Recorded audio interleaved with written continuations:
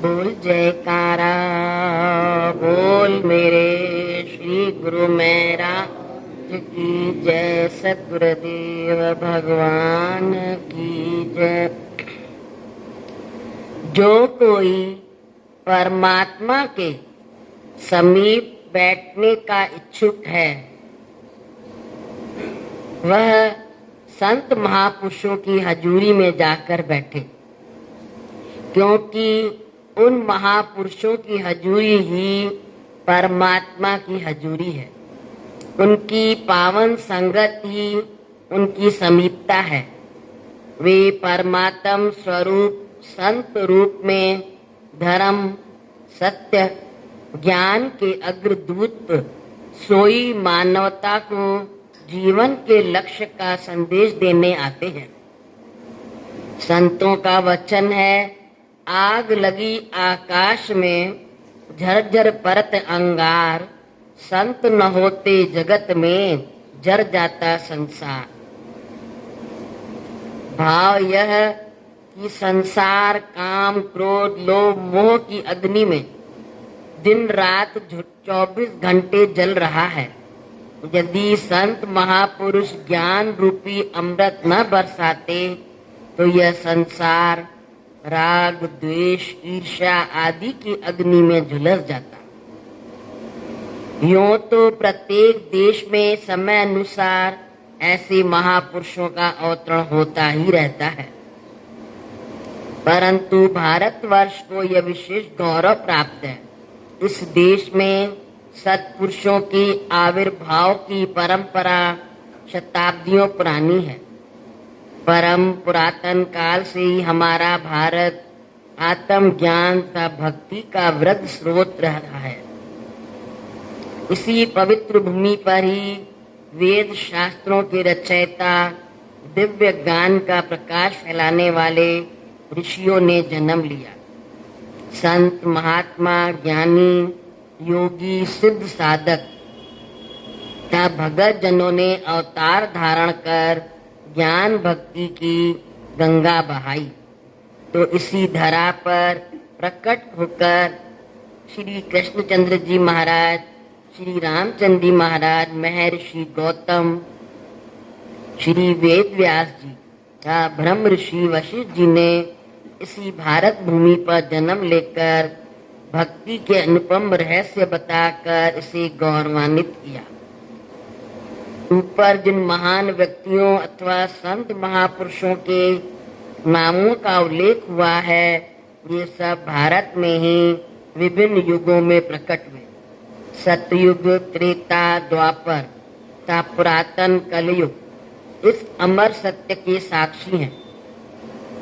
आत्म ज्ञान तथा भक्ति संपदा का वृद्ध भंडार होने के कारण समस्त संसार यहीं से ज्ञान लाभ करता रहा है।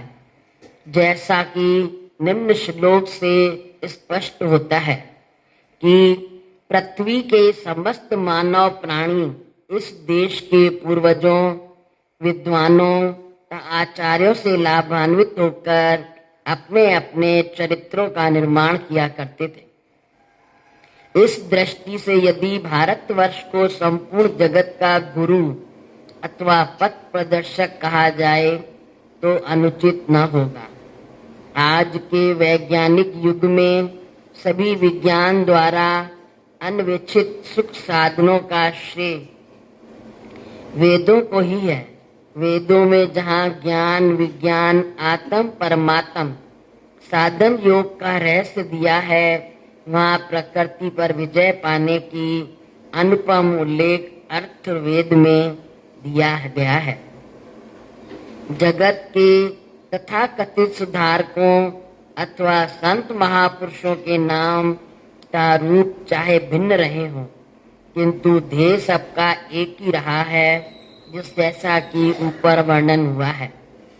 जन साधारण में आत्म विद्या एवं भक्ति और ज्ञान का प्रचार करके जगत की दुर्दशा को सुधारना, सुरत शब्द योग साधना से आत्मिक उन्नति करवाना, परमार्थ पद दर्शाना, इस पवित्रता महान उद्देश्य को प्रचलित भाषा में संत मत कहा जाता है।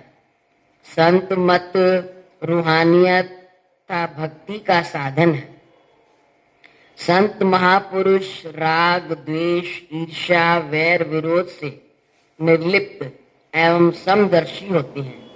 वे समान भाव से वचन अमृत वृष्टि द्वारा जन जन का कल्याण करते हैं। वेदों, शास्त्रों तथा ग्रंथों ने भी इस सत्यता की पुष्टि की है। यहाँ तक कि आध्यात्मिक महानुभावों ने भी इस अटल सत्य को स्वीकार करते हुए कहा है कि वे कोई नया धर्म चलाने नहीं आए, बल्कि केवल पुरातन काल से अवतारों तथा महापुरुषों के बताए हुए मार्ग पर दर्शाने आए हैं, जिसे सुरत शब्द योग का मार्ग भी कहते हैं। जन्म जन्मांतरों से जीव काल और माया के धोखे में आया हुआ मालिक से बिछड़कर संसार में कष्ट और चिंताओं का शिकार बना हुआ है। इस बिछड़ी हुई सुरत को मालिक से मिलाना तथा आत्मा का संबंध परमात्मा से जोड़ना ही संत मत का सिद्धांत और वास्तविक उद्देश्य है। यही वेदों, पुराणों व सदशास्त्रों तथा प्राचीन संतों का ध्येय रहा है। बोल जयकारा बोल मेरे श्री गुरु महाराज की जय। गुरुमुखों वचन निकले, इसमें वचनों में यही बताया गया कि महापुरुषों का अवतरण किस लिए हुआ है। वो सोई हुई जो आत्माएं हैं उनको जगाना, उनको भक्ति की राह पर जोड़ना। कहा न, अगर संत महापुरुष धरा पर ना आते तो यह संसार जलकर राख हो जाता। कहा न, आग लगी आकाश में झरझर परत अंगार, संत न होते जगत में तो जन्म जाता संसार।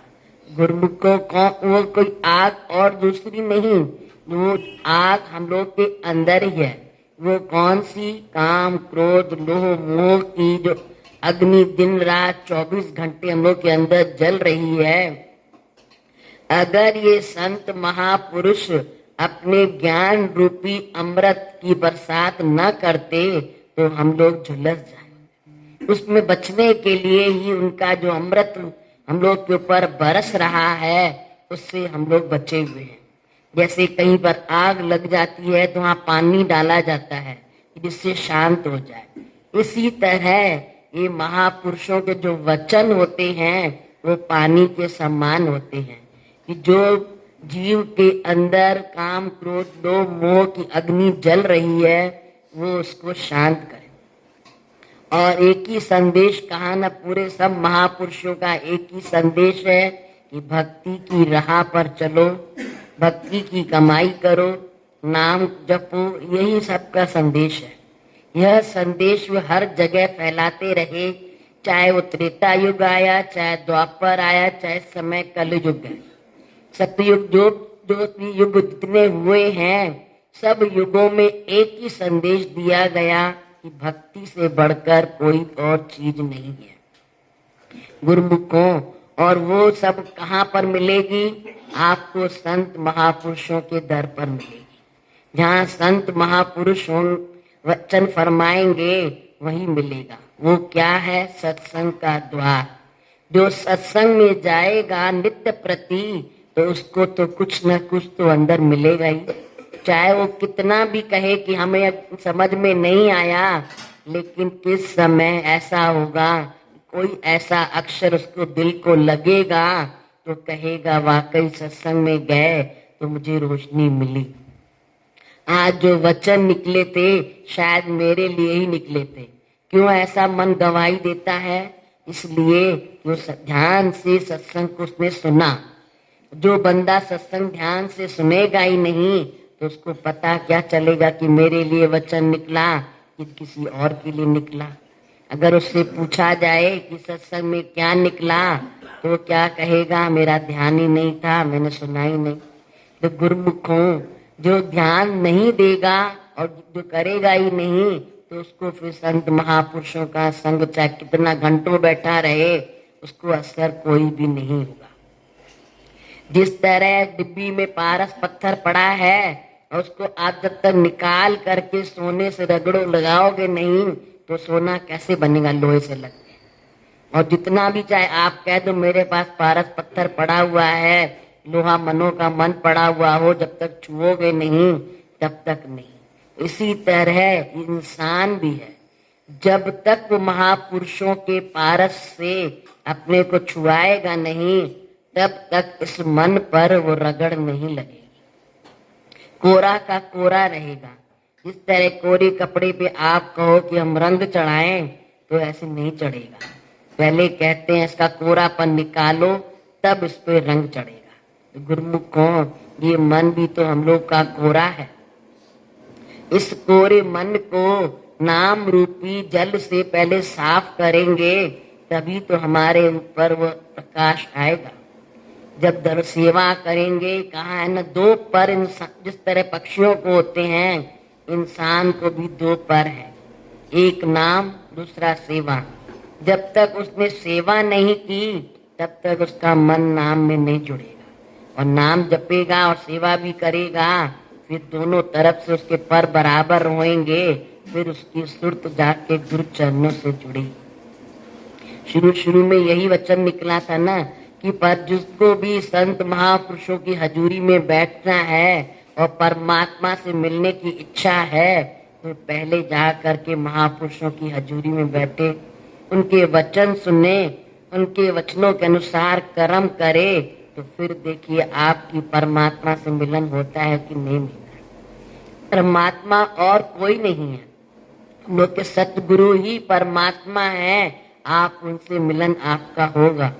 पहले उनके वचनों को तो मानिए, जो वचन मानेगा वही भक्ति की राह में पुख्ता खड़ा होगा और कोई नहीं। क्योंकि संत महापुरुषों से हम लोग का कोई संसार का रिश्ता नहीं या शारीरिक रिश्ता नहीं है, केवल एक ही रिश्ता है, वचन का रिश्ता। जो संत महापुरुषों के वचनों को मानता चला जाएगा तो संत महापुरुष भी उसके साथ रिश्ता निभाते चले जाएंगे। गुरुमुखों, तो देरी किस तरफ से होती है? हम लोग की तरफ से। हम अपनी तरफ से देरी क्यों करें? ये जो पवित्र दिन आते हैं किस लिए आते हैं? इसीलिए आते हैं कि किससे जीव उठ करके अमृत वेले में अपने परमात्मा से मिले, उठ करके अच्छे कर्म करे। अच्छे कर्म करेगा तभी तो आगे बढ़ेगा। गुरुमुखों, कर्म ही ना करें तो फिर कैसे होगा?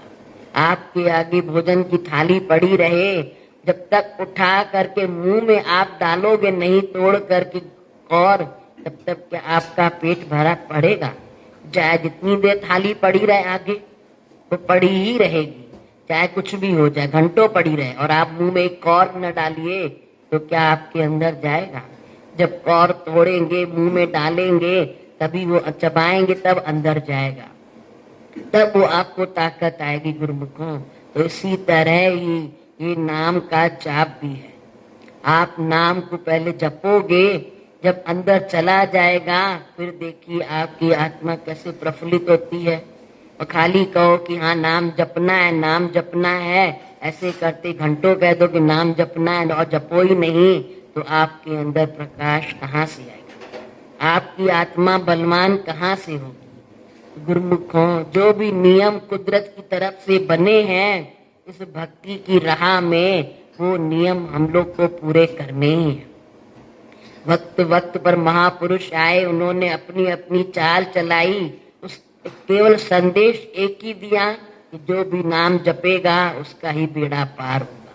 तो गुरुमुख को वही नाम हम लोग को गुरु महाराज जी ने दिया है, और हर पल हर घड़ी एक ही वचन फरमाते हैं कि आप 5 नियम में सेवन करो, 2 घंटे का भजन अभ्यास करो, फिर मेरा जिम्मा है हम आपका बेड़ा पार करेंगे। इतना सस्ता सौदा गुरु महाराज जी कराते हैं, उसमें भी हम अपना मन चलाते हैं तो कहाँ आगे बढ़ पाएंगे? गुरुमुख, मन न चलाएं, जो समय मिला है उस समय का फायदा उठा लो, क्योंकि जो समय बीत गया वो वापस नहीं आता। जो चला जाता है क्या वापस आता है क्या? उस तरह समय भी है, जो बीत जाएगा वो आपका वापस नहीं आएगा। तभी इस समय से जितना फायदा उठाओगे वो आपका ही कर्म बनेगा। जो ये समय बाकी मिला हुआ है उसमें भी आलस छोड़ करके जो 1 घंटे का नाम जाप हो रहा है उसमें भी नाम जपिए आकर के, और आरती पूजा पे टाइम से पहुंचिए। तो देखिए गुरु महाराज जी आपके काम कैसे बनाते हैं। आई हुई विपत्ति भी टाल देंगे। वो तो गुरु महाराज जी ने जिम्मा ले रखा है ना, केवल हम लोग को नियम निभाना है। गुरुमुखों जो उन्होंने वादा कर